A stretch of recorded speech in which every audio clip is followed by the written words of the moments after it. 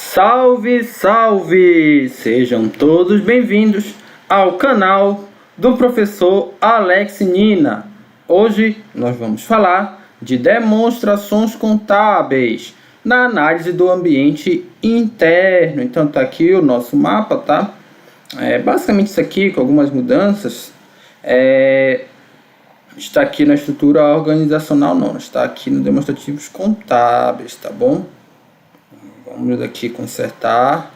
Recursos humanos, ele tinha na atividade produto antes, mas eu acabei tirando, tá?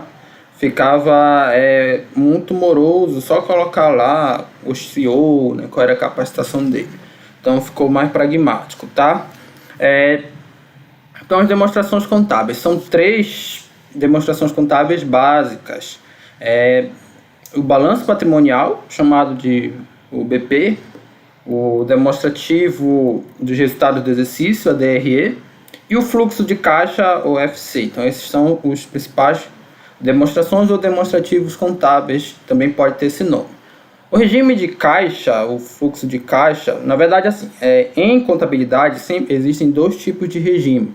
É o chamado regime de caixa e o regime de competência.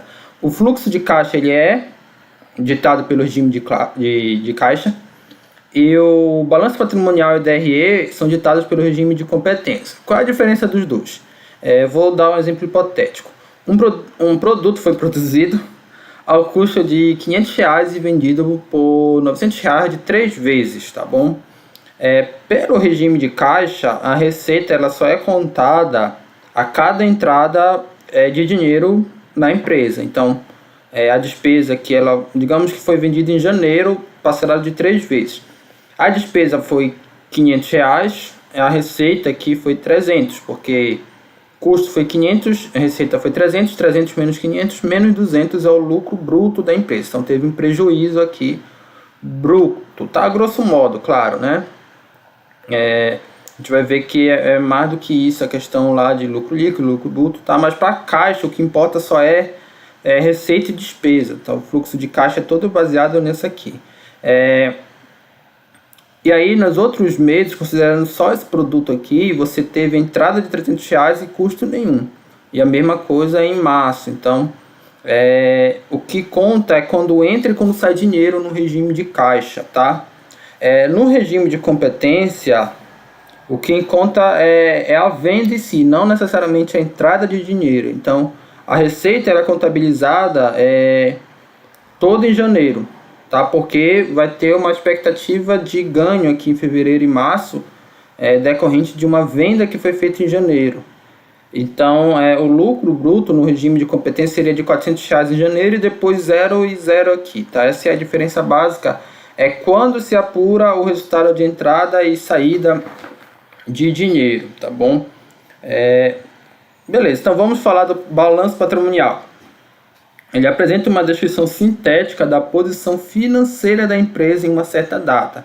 Baseia-se basicamente em 2 partes: ativo, que são os bens e direitos, e passivo, que é passivo mais patrimônio líquido. O passivo são as obrigações com o terceiro, e o patrimônio líquido é a obrigação com a empresa, tá? Diretores, acionistas, etc. Tem essa ideia. Então, sempre o ativo ele vai ser igual ao passivo mais o patrimônio líquido. Tem que ter aqui uma relação matemática entre essas coisas, tá bom? O fluxo de caixa diz respeito à entrada e saída efetiva de dinheiro da empresa, já falei um pouco. É muito importante na gestão de capital de giro. A empresa pode ter lucro pelo regime de competência, mas não está com dinheiro em caixa para cumprir suas obrigações. Então, isso pode acontecer. Por isso que a gestão de caixa ela é importante para a empresa cumprir suas obrigações. Às vezes ela tem um bom lucro de competência, mas esse lucro ele não está no caixa, ele está em perspectiva de entrada de dinheiro. E aí você pode ter uma complicação para pagar aquelas obrigações de curto prazo, tá? Demonstração do estado de exercício é um relatório contábil que apresenta de forma resumida as operações de uma empresa em determinado período e resultado apurado. Então, lucro ou prejuízo. Tá? Basicamente isso. Conforme a legislação, todas as empresas são obrigadas a manter uma contabilidade regular, o que inclui a elaboração da DRE. A regra se aplica também a quem se enquadra no Simples Nacional. A única exceção são as empresas do MEI, então o microempreendedor individual não é obrigatório, tá? Então aqui os itens que se tem num DRE, claro que isso aqui é de forma bem sintética, mas basicamente toda DRE tem que ter esses itens aqui. Primeiro, a receita bruta de vendas, então é tudo que é vendido de dinheiro que entra parcelado ou à vista no período de apuração, em que é vendido, as deduções da venda. Às vezes aqui você tem promoção, às vezes você tem perda, né? Então você acaba tendo aqui uma diminuição da venda, e tem a receita líquida de vendas, depois que diminui uma da outra. Isso aqui são valores hipotéticos, tá bom? Aí você tem depois os custos da venda, e já entra aqui o custo de produção, a questão também de salário, tudo isso aqui entra, tá bom? Aí você tem o chamado resultado operacional bruto, então o que a empresa conseguiu gerar de lucro ou prejuízo só nessas operações. Aí podem vir outras despesas gerais, receitas diversas, alguns itens aqui que são bem genéricos, e depois disso você tem o resultado operacional líquido. E depois desse resultado aí tem os impostos, que é o imposto de renda e a contribuição social sobre o lucro líquido. Toda vez que a empresa ela tem um lucro do ponto de vista contábil, ela vai incidir imposto sobre esse lucro, né? A empresa também paga imposto, assim como a pessoa física também paga imposto de renda. E aí é sempre um percentual, dependendo do setor, tá? O governo pode dar incentivos fiscais, diminuindo o imposto de renda aqui de determinadas empresas. Então, isso varia muito de empresa para empresa, quanto é que ela paga de imposto de renda e contribuição social do lucro líquido. Do lucro operacional. Por fim, vem o lucro líquido, que é geralmente o que está lá no final da DRE e que a maioria dos analistas olham, mas toda essa questão aqui é importante, tá? Tudo que vem para cá. Tem também o estado financeiro, tá? Que às vezes está por aqui, mas é outra história. Então tá aqui, são esses os itens básicos que tem numa DRE, tá? Claro que nas DRE de grandes empresas é muito mais complexo. Aqui acabou desformatando, mas é o caso da Cogna, tá?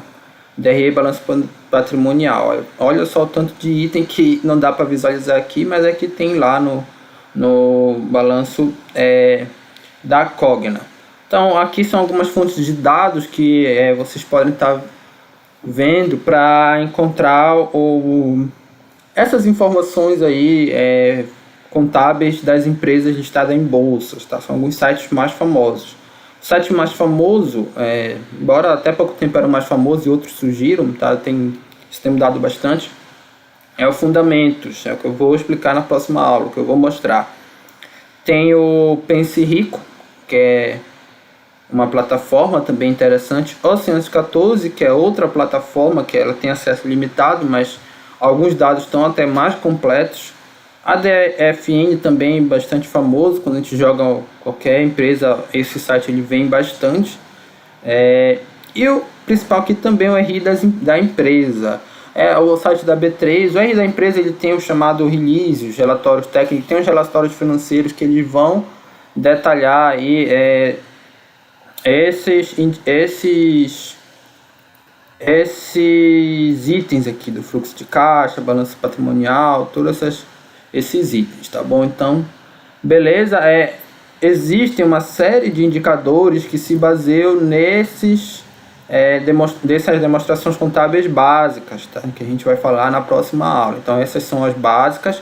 A partir dessa, você pode extrair inúmeros indicadores que vão dar uma noção de como é que está a situação financeira da empresa. Por isso que faz parte da análise do ambiente interno.